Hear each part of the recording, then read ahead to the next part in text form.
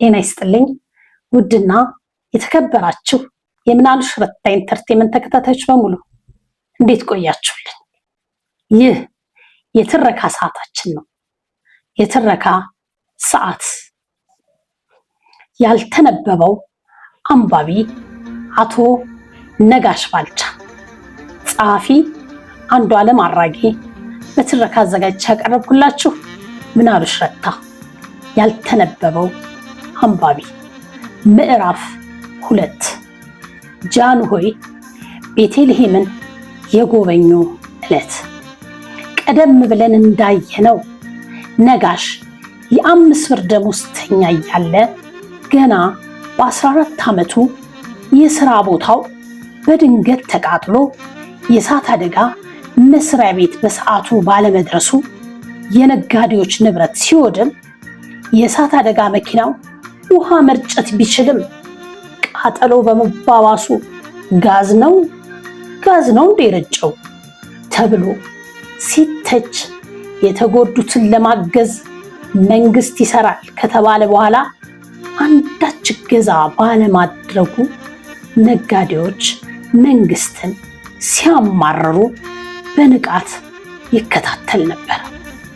ከ1949 ዓ.ም የንጉሠ ነገሥቱ ልጅ በመኪና አደጋ አርፈው ድፍን ሀገሩ ሲያዘን ስራም ሲቆም ነጋሽም አብሮ ዘግቷል።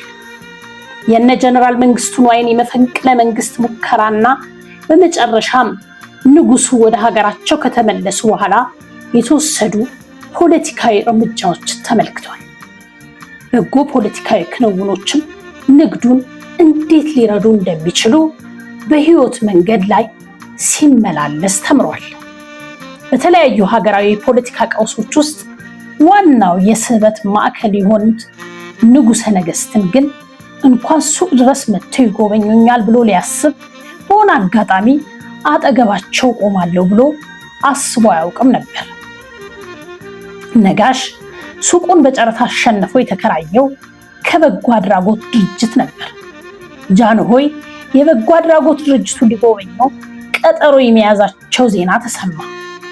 ዜናውን ያመጡት ደግሞ የአካባቢው የንግድ ማህበር ሊቀመንበር የነበሩት መሐመዴ አመዴ የፊት አውራሪ አመዴ ልጅ ነበሩ።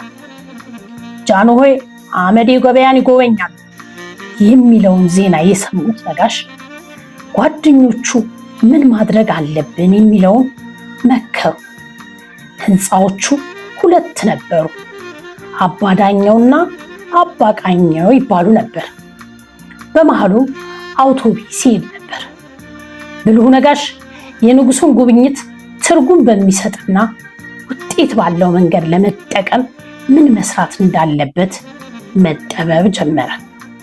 ሱቁን የንጉሱን ቀልብ በሚስብ ደረጃ ለማሳመር ከረዳቶቹ ጋር በመሆን ሌሊቱን ሙሉ ያለ እንቅልፍ በዝግጅት አሳለፉት።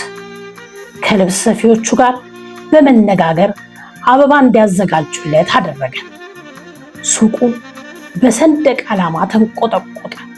የ2 ዓመት ሕፃን ልጁን ሰለሞን ነጋሽን ደግሞ በልዩ ዲዛይን አልብሶ ለንጉሱ አበባ ይሰጥ ዘንድ አዘጋጅቶታል።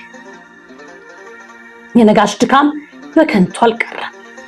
ጃንሆይ አካባቢውን ሲጎበኙ ከቆዩ በኋላ በሰንደቅ ዓላማ ያሸበረቀው ቤተልሔም የህፃናት ልብስ መደብር ቀልባቸውን ገዛው።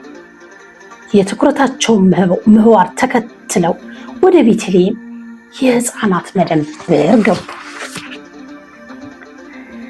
እንደተዘጋጁበት በህፃን ሰለሞን ነጋሽ አማካኝነት አበባ አበረከቱ።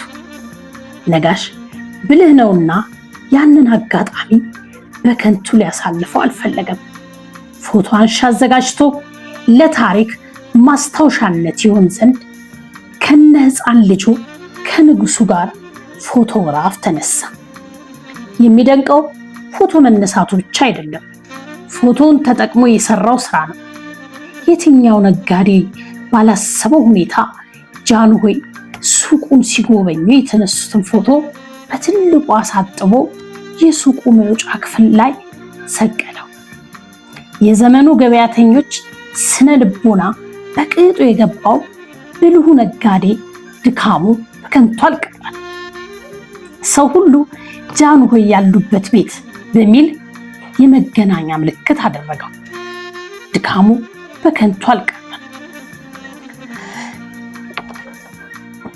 ከዚያ በኋላ ቤተልሔም ከደንበኞች ምናብ ጨርሶ እንዳይፋቅ ሆኖ ታተመ።